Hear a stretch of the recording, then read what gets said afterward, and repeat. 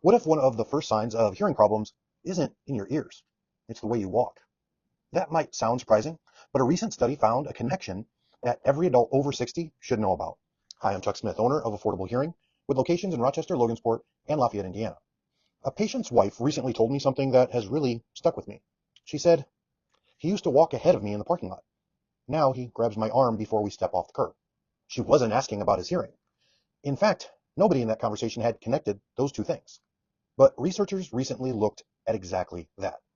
The University of Michigan and Apple analyzed everyday walking data from more than 57,000 people. This wasn't people walking down a hospital hallway during a test. Their walking speed was measured naturally during everyday life using their iPhones. Here's what they found. People with greater hearing loss tended to walk more slowly, especially adults over 60, even after accounting for age and sex. Now let's be clear about something. This study does not prove that hearing loss causes someone to walk slower. It only shows that there is an association. But it does raise an important question. Why might these two things be connected? One possible reason is something called cognitive load. Think of your brain like a smartphone. If too many apps are running in the background, everything slows down. When hearing becomes less clear, your brain has to work overtime, filling in missing words, figuring out who's talking, and paying attention to what's happening around them.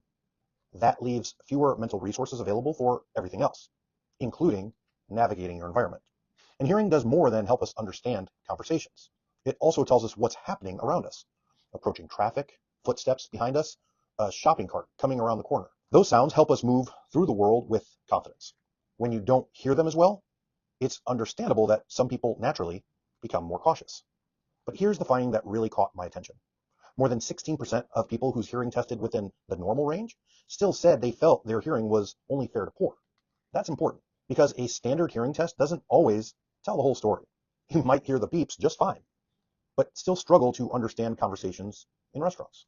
You might feel exhausted after family gatherings, or find yourself avoiding busy places because following conversations has become so difficult. Those are real hearing problems, even if a basic screening looks normal. That's why comprehensive hearing evaluations are so important. They don't just measure whether you can hear tones, they can also evaluate how well you understand speech in the real world, including speech and background noise. If you've noticed changes in your confidence, communication, or even how you move through busy environments, don't automatically assume it's just getting older. It may not at all be caused by hearing, but hearing deserves to be a part of the conversation. Have you noticed yourself or someone you love becoming more cautious in places like parking lots or busy stores? Tell me about it in the comments. I'd love to hear your experience.